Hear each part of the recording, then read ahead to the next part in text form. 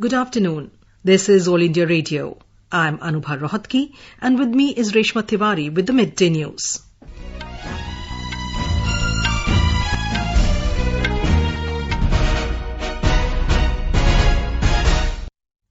The headlines. Prime Minister Narendra Modi chairs high-level meeting to review India's security preparedness in the context of conflict in Ukraine. Prime Minister says from Startup India to Stand Up India, from Make in India to Atmanirbhar Bharat, country's youth took the responsibility of every campaign of New India. Second part of budget session of Parliament to begin from tomorrow with normal functioning schedule. Congress Working Committee to meet today to discuss party's massive defeat in assembly elections in all 5 states. Ayush Minister Sarbananda Sonowal inaugurates Yoga Mahotsav 2022, commemorating 100 days countdown of International Day of Yoga. In Junior Boxing Championships in Amman today, 15 Indian boxers including 11 men and 4 women to fight for gold medal. In German Open Badminton, Lakshya Sen to take on Kunlavut Viditsan of Thailand in men's singles title clash in Berlin this evening. And in cricket, Sri Lanka to resume their innings at overnight score of 86 for 6 against India in the second test at Bengaluru.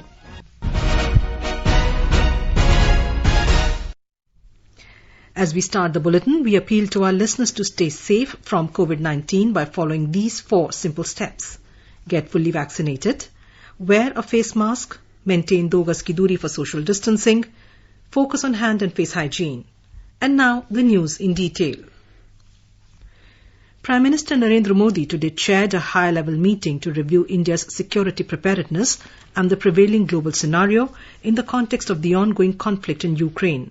Defence Minister Rajnath Singh, External Affairs Minister Dr. S. Jaishankar, Finance Minister Nirmala Sitharaman, National Security Advisor Ajit Dobhal, Principal Secretary to the Prime Minister Dr. P.K. Mishra, Cabinet Secretary Rajiv Gauba, Defence Secretary Dr. Ajay Kumar and Foreign Secretary Harshvardhan Shringla attended the meeting. Prime Minister Narendra Modi yesterday inaugurated the biggest annual sports event of Gujarat, the 11th edition of Khel Mahakumbh at Sardar Patel Stadium in Ahmedabad. The Prime Minister also digitally unveiled Gujarat Sports Policy 2022-27. Speaking on the occasion, the Prime Minister said that the seed of Khel Mahakumbh sown by him in 2010 has grown into a huge tree and the number of participants have increased from 13 lakhs in 2010 to 55 lakhs in 2022.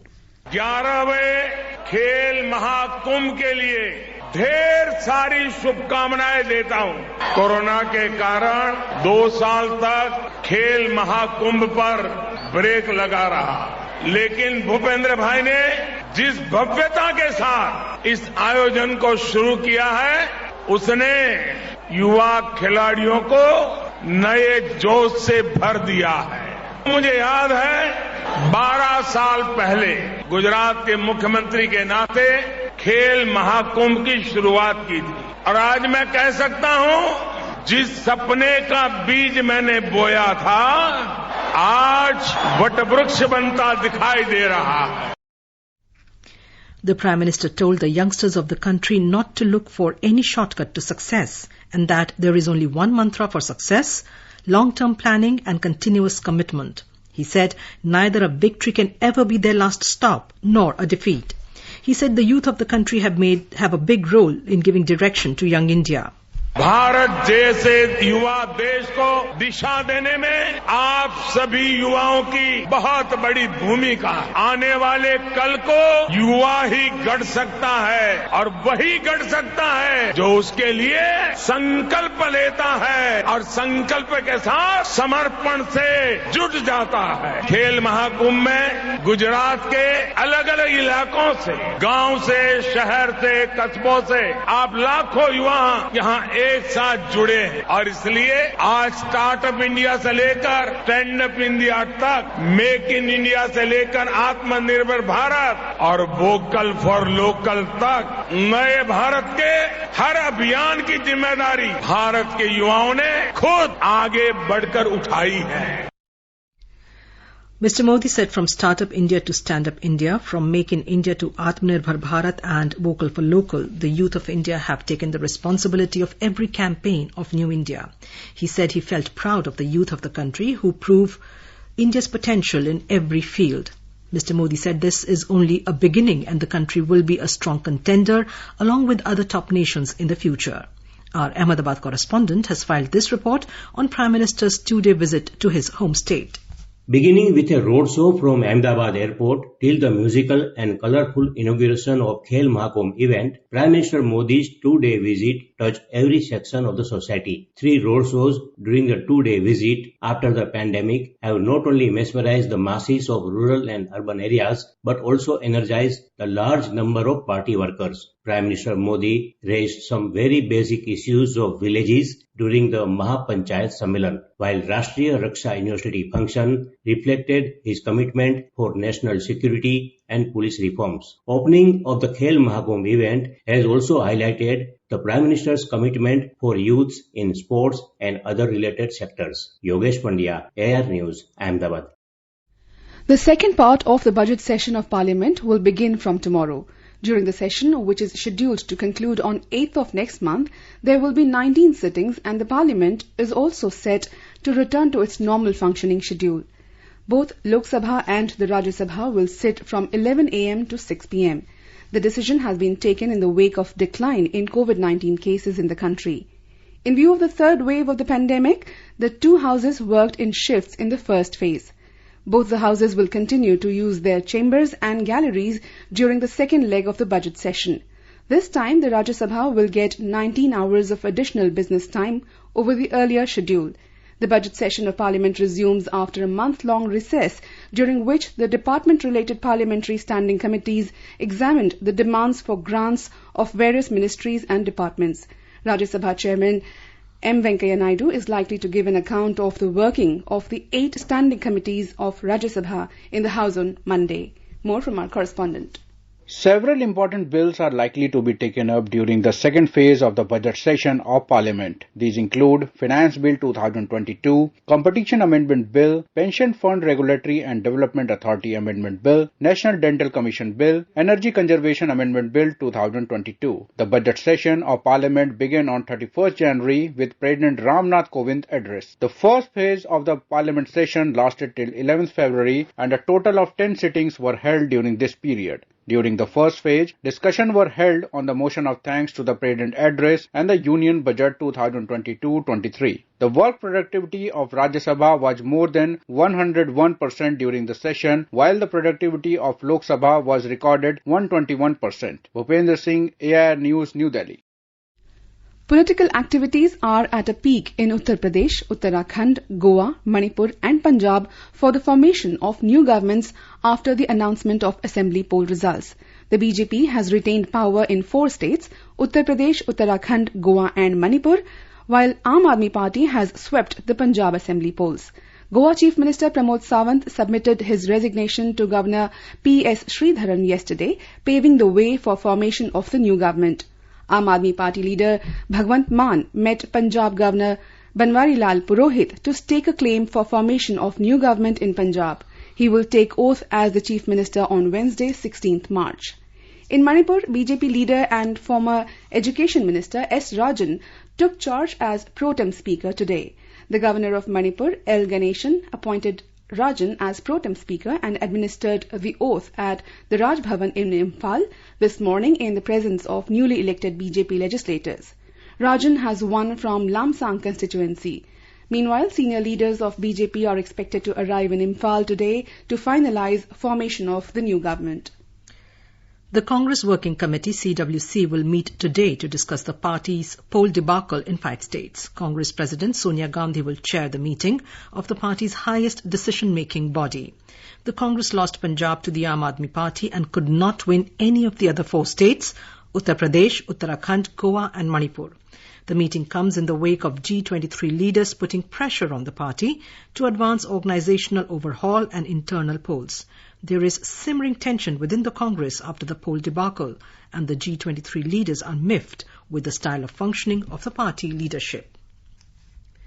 The Election Commission has announced by-polls to 1 parliamentary constituency and 4 assembly constituencies in West Bengal, Chhattisgarh, Bihar and Maharashtra. In West Bengal, the by-election will be held for Asansol parliamentary constituency and Baliganj assembly seat. By-polls will also be held for Khairagarh Assembly constituency in Chhattisgarh, Bochaha seat in Bihar, and Kolhapur North Assembly constituency in Maharashtra. Polling will be held on the 12th of next month. The Election Commission has said the last date of nomination for these seats will be 24th March and the last date for withdrawal of candidature will be 28th March. Counting of votes will take place on 16th April. Over 180 crore 13 lakh doses of COVID vaccines have been administered in the country under the nationwide vaccination drive so far. The Union Health and Family Welfare Ministry today said more than 20,31,000 COVID vaccine doses were administered yesterday and the national recovery rate has improved to 98.71%. The country reported 3,116 new COVID cases in the last 24 hours and more than 5,000 COVID patients recovered during the same period. Navi Mumbai has become the first city in Maharashtra to complete 100% COVID-19 vaccination of both the doses.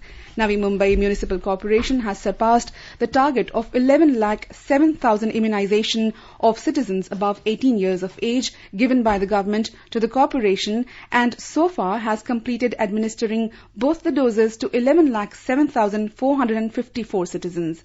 Earlier, Navi Mumbai was the first municipal corporation to complete 100% vaccination of the first dose. The third precautionary dose vaccination has been started from January 10th, in which 7,139 health workers, 7,241 frontline workers and 21,420 senior citizens above 60 years of age have received it so far.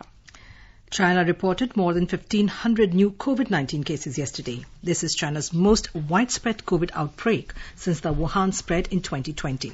The surge, led by the Omicron variant with many asymptomatic cases, has prompted Beijing to introduce self-testing kits for the first time. China's current case count is far lower than those of many other countries, yet schools have moved classes online and kindergartens and preschools have been shut. The Centre has directed the National Board of Examinations NBE to reduce the cutoff by 15 percentile across all categories for NEET PG 2021 to fill up vacant postgraduate medical seats in the country. The Medical Counselling Committee MCC asked NBE to declare the revised result and send the revised result data of the newly eligible candidates to the MCC at the earliest. There are over 8,000 seats which remain vacant even after 2 rounds of All India and 2 rounds of state quota counselling. You are listening to the Midday News on All India Radio. A reminder of the headlines before we move on. Prime Minister Narendra Modi chairs a high-level meeting to review India's security preparedness in the context of conflict in Ukraine. Prime Minister says, from Startup India to Stand-up India, from Make in India to Atmanirbhar India, country's youth took the responsibility of every campaign of New India. Second part of budget session of Parliament to begin from tomorrow with normal functioning schedule. Congress Working Committee to meet today to discuss party's massive defeat in assembly elections in all 5 states. Ayush Minister Sarbananda Sonowal inaugurates Yoga Mahotsav 2022 commemorating 100 days countdown to International Day of Yoga. In the Junior Boxing Championships in Amman today, 15 Indian boxers including 11 men and 4 women to fight for gold medal. In German Open Badminton, Lakshya Sen to take on Kunlavut Wititsarn of Thailand in men's singles title clash in Berlin this evening. And in cricket, Sri Lanka resumed their innings at overnight score of 86 for 6 against India in the second test at Bengaluru. For quick news updates round the clock, follow us on Twitter at AIR News Alerts. चलो मिलकर एक शुरुआत करें, चलो एक फैसला आज करें, मास्क नहीं तो टोकेंगे, कोरोना को रोकेंगे, चलो एक इरादा करते हैं, चलो कुछ वादा करते हैं, मास्क नहीं तो टोकेंगे, कोरोना को रोकेंगे. Welcome back to the Midday News. Ayush Minister Sarbananda Sonowal today inaugurated Yoga Mahotsav 2022. The objective of this event is to give a wider publicity to various dimensions of yoga. Speaking on the occasion, the minister said the event is aimed to promote the 100 Days Countdown campaign to International Day of Yoga for Health, Well-being and World Peace. 100 Days Countdown is an important event in observation of International Day of Yoga every year. The event will formally mark the beginning of the journey towards celebration of International Day of Yoga, a journey towards freedom from disease, stress and depression. The basic objective of this event are to give a wider promotion and publicity to various dimensions of yoga, its utility for health, well-being and world peace. Ministry of Ayush, under the aegis of Morarji Desai National Institute of Yoga, is starting a campaign 100 days, 100 cities, 100 organizations by conducting various activities, program, yoga workshop, seminar to sensitize the people about the health benefit of yoga.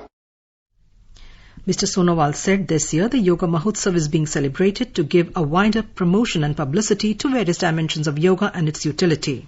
Today, we are here to celebrate Yoga Mahotsav 2022. It is a matter of great privilege and pleasure for me to welcome you all in this Yoga Mahotsav 2022, an event to commemorate 100 Days Countdown to International Day of Yoga. International Day of Yoga this year is the 8th edition of, and following the footprints this year, Yoga Mahotsav is being organized by us to give a wider promotion and publicity to various dimensions of yoga and its utility, and also to make it as a mass movement to promote health, well-being and peace across the globe.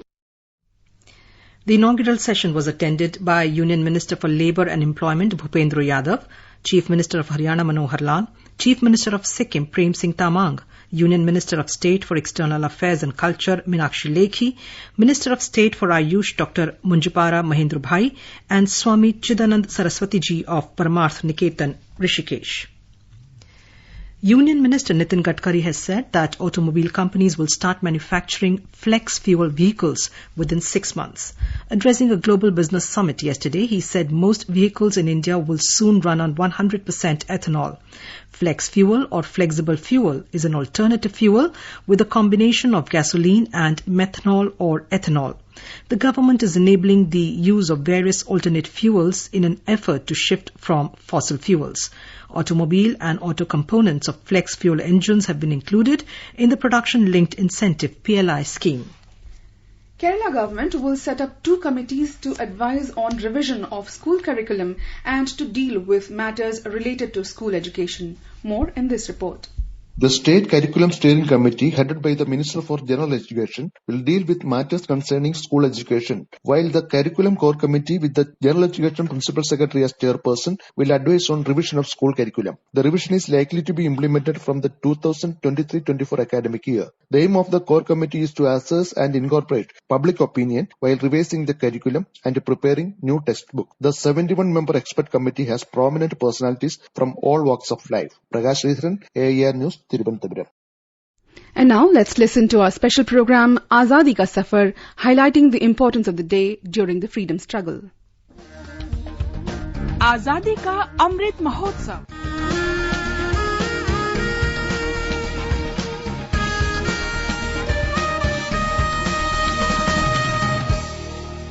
Azadi Ka Safar with AIR News. Birth of a Nation. India's glorious freedom struggle is one of the greatest struggles the modern world has ever witnessed.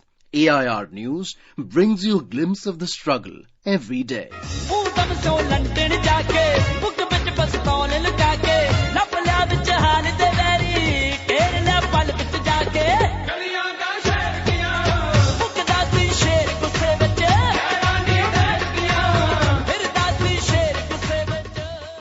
On 13th March 1940, revolutionary freedom fighter Shahid Udham Singh took revenge for the Jallianwala massacre and shot Michael O. Dyer, the Lieutenant Governor of Punjab, at the time of massacre.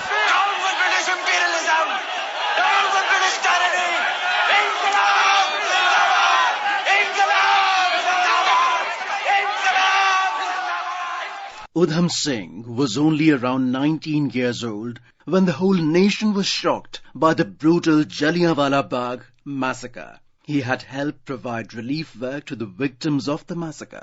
Although determined to take revenge, Udham Singh waited for the right time. Pagdi sambhal jatta, pagdi sambhal tera, lut gaya maal. He joined other Indian revolutionaries and visited many countries, the ultimate destination being London. He used several aliases, including Sher Singh and Ram Muhammad Singh Azad. He went to Africa in 1920 and managed to reach America in 1924. In America, Udham Singh oversaw revolutionary activities, forming close links with the Ghadar party and helping set up the Overseas Indians Association. In 1927, he returned to India with more than 24 aides and a cache of arms, but he was arrested shortly afterwards and sent to 5 years jail under the Arms Act. After his release in October 1931, he kept a low profile for a while, but then resumed underground activities, simultaneously looking at ways to reach Britain. The police kept a constant watch on him. In 1934, however, he managed to reach London. He stayed in a house in East London and joined a socialist organization that worked for the cause of Indian workers. He bought a revolver and ammunition and waited for the right moment. On 13th of March 1940, a meeting of the Central Asian Society and East India Association was to be held at the Caxton Hall. One of the speakers was Michael O. Dyer. Singh had found the right moment. He hid his revolver in a book and entered the hall. He stood by the wall. When the meeting ended, Udham Singh walked in the direction of the platform and fired. Michael O. Dyer was killed on the spot and 2 other British officials were injured. Singh had no intention of escaping and was immediately arrested. He was soon convicted and sentenced to death. During the trial, Udham Singh roared, Michael O. Dyer deserved it. He was the real culprit. He wanted to crush the spirit of my people, so I have crushed him. For 21 years, I have been trying to wreak vengeance. I am happy that I have done the job. I'm not scared of death. I'm dying for my country. I have seen my people starving in India under the British rule. I have protested against this. It was my duty. What greater honor could be bestowed on me than death for the sake of my motherland? Udham Singh was hanged on 31st July 1940 at Pentonville Prison. We salute the great revolutionary freedom fighter. We also remember freedom fighter Burugula Ramakrishna Rao, who was born on 13th March 1899 at Kalvakurthi, now in Telangana. Rao is known for his struggles against the Nizam in the princely state of Hyderabad. Rao actively participated in the freedom struggle and took part in the Quit India movement. He joined hands with Swami Ramanand Tirth and many other leaders to fight against the Nizam and played a significant role in the merging of Hyderabad with independent India. In the first state assembly elections held in 1952, he got elected from the Shadnagar constituency and served as the first Chief Minister of Hyderabad state. Rao served as the first governor of Kerala from 1956 to 1960 and as the governor of Uttar Pradesh till 1962. He continued to work for the betterment of people till his death on 14th September 1967. We salute the great nationalist. That brings us to the end of this episode of Azadi Ka Safar with AIR News. See you in the next episode tomorrow.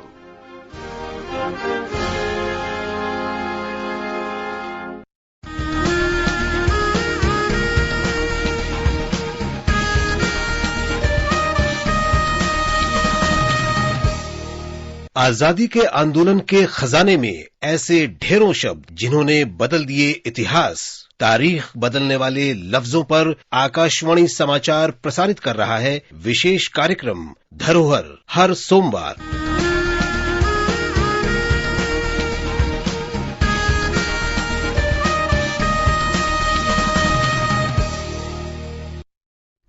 As our nation celebrates the 75th year of independence, a series of events are being organized by the government as a part of Azadi Ka Amrit Mahotsav. To commemorate the occasion as a Jan Utsav, All India Radio News brings its listeners a special quiz on India's freedom movement and its glorious history. The quiz is conducted every Monday and Tuesday in Morning News. The next question of Amrit Mahotsav quiz will be shared with listeners on Monday, 14th of March. Russian forces struck a military training base in western Ukraine today, bringing their offensive closer to the border with Poland. Earlier, a senior Russian diplomat warned that Moscow considered foreign shipments of military equipment to Ukraine legitimate targets. 8 rockets were reportedly fired at the Yavoriv military range, located 30 kilometers northwest of Lviv.